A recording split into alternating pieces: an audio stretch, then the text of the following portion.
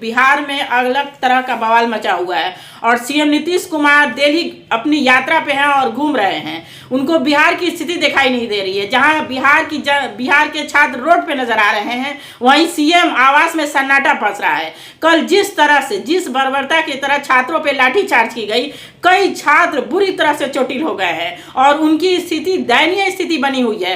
कई लड़कियों को पुलिस बार मैं कह रही हूँ कि पुलिस प्रशासन जो पुरुष है वो उनको महिला पे लाठियां चलाने का अधिकार नहीं है। तो कहाँ है महिला पुलिस? और महिला पुलिस का कहना है कि मैंने बार वार्निंग दी थी कि आप लोग यहाँ से चले जाएं, नहीं तो लाठीचार्ज होगी। और पानी के फव्वारे जो किसानों पर हथियार अपनाए गए वही छात्रों पे अपनाए जा रहे हैं। आखिर नीतीश कुमार कहाँ है? क्यों नहीं बात करना चाहते हैं? और प्रशांत किशोर जो सीएम आवास घेराव करने के लिए गए थे, जब बच्चों पे लाठियां चल रही थी तो उस टाइम वो कहाँ थे?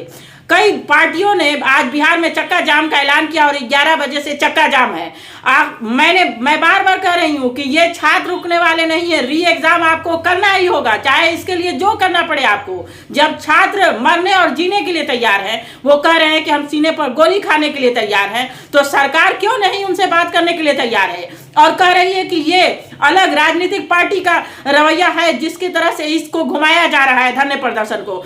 आप छात्रों की सीधी सी मांग है, आप नोटिस जारी कर दें कि फिर से एग्जाम होगा, छात्र वहां से हट जाएंगे। किसी को ये ठंड में वहां बैठने का शौक नहीं है। जिस तरह किसान ठंड में बैठे थे अपनी मांगों को लेकर और अपनी मांगों को मनवा कर ही वहां से हटे थे, उसी तरह ये छात्र भी वहां बैठेंगे और अपनी मांगों को मनवा कर ही रहेंगे। नीतीश कुमार को इस पर बात करना ही होगा और तेजस्वी यादव आज हो सकता है कि नीतीश कुमार से इस मैटर पे बात करने उनके आवास पे जाएंगे। प्रशांत कुमार पे भी कई एफआईआर हुई है और उनको कहा, उनके पर यह धारा लगी है कि छात्रों को भड़काने का उन्होंने कोशिश किया है।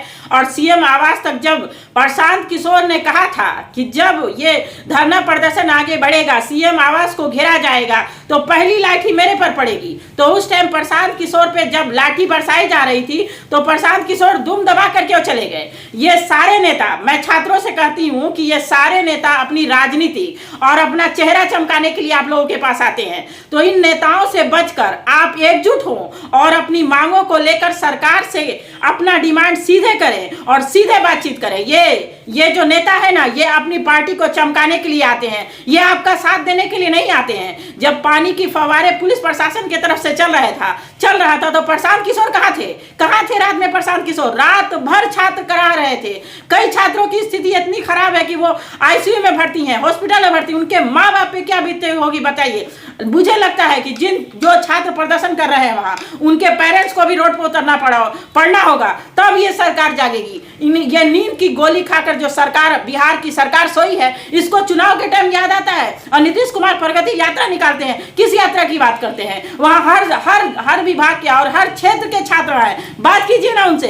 एक गर्दनी बाग जाकर आपको बात करने में दिक्कत हो रहा है? आपको छात्रों से बात करने में क्या दिक्कत है? आपका आयोग बाढ़ में जाए, ऐसा आयोग जब आप इतने बड़े सरकार बैठे हो क्या आयोग से संभाल नहीं पा रहे हैं? आपसे बड़ा आयोग है, चुनाव जीतने के समय आप वोट लेते हैं और आयोग की बात करते हैं। सारा सेटिंग हो चुका है, सारे पैसे यहां से वहां जा चुके हैं, इसलिए ये एग्जाम कैंसिल नहीं हो रहा है और री एग्जाम के लिए सरकार तैयार नहीं है, क्योंकि पॉकेट सबका भर चुका है, सबके मुंह पर पैसा मार दिया गया है और बड़े बड़े जो राजनेता हैं उनके सारा सेटिंग हो चुका है। मुझे नहीं लगता है कि ये एग्जाम फिर से एग्जाम हो पाएगा। जिस सेंटर की परीक्षा रद्द हुई है उस सेंटर पे परीक्षा, उन छात्रों को 4 तारीख को परीक्षा है। बहिष्कार करें, छात्रों से खास अपील है हमारी कि बहिष्कार करें ऐसी परीक्षाओं का जहां पहले से सेटिंग हो और जहां बड़े से बड़े राजनेता हैं जितने, उनके बाल बच्चे का सेटिंग हो रहा है। धिक्कार है ऐसी सरकार पे कि चुनाव के टाइम आपको याद आती है जनता। आप चुनाव के टाइम हम लोगों के पास आएंगे, उन्हीं छात्रों के पेरेंट्स के पास आएंगे तो जूते से मार के भगाइए। ऐसे जो सरकार बैठी है कि उसको सुनाई नहीं दे रहा है। छात्र गिड़गिड़ा रहे थे कि मुझ पर लाठी मत चलाइए, कई लड़कियों के कपड़े तक फट गए हैं, दर्दनाक स्थिति है। अगर पेरेंट्स, जो छात्र प्रोटेस्ट कर रहे हैं, उनके पेरेंट्स अगर वहां जाए तो उनके आंख से आंसू नहीं रुकेगा। इस दर्द को कौन महसूस करता है?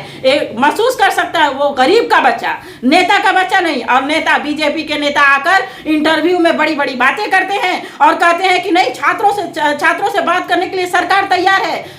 छात्र पागल नहीं है, जब आप बात करने के लिए तैयार है, उनकी बातों को मांगने के लिए तैयार है, तो क्यों वो रोड पर बैठेंगे और आपके इस ठंड में आपके पानी के फव्वारे को झेलेंगे और आपकी लाठियों को झेलेंगे?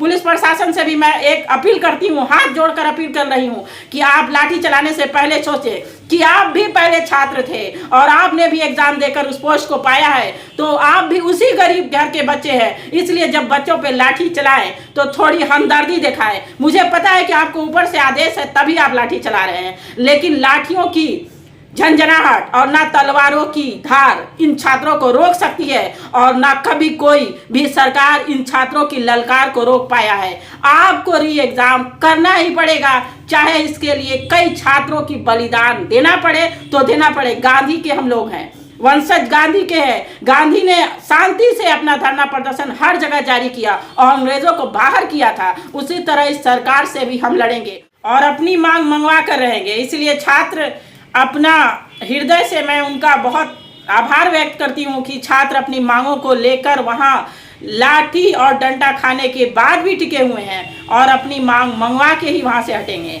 सरकार जो अपने दिमाग में जो बातचीत चला रही है कि ये लाठियों के प्रहार से छात्रों को हटा देगी, तो मुझे नहीं लगता है कि वो इसमें कामयाब हो पाएगी। तेजस्वी यादव भी लगातार सीएम पे लगातार आरोप लगा रहे हैं कि आखिर वो छात्र पर इस तरह का व्यवहार क्यों कर रही है। मुझे नहीं समझ में आता। जब से बीजेपी की डबल इंजन सरकार आई है तब से कुछ रवैया ही हर जगह का बदल गया है। कभी दिल्ली में देखा जाता है किसानों का प्रदर्शन पे लाठीचार्ज होता है। आखिर सरकार जनता के लिए, जनता ने ही उसे चुनकर वहां बैठाया, तो जनता पे क्यों नहीं बात करना चाहती है सरकार।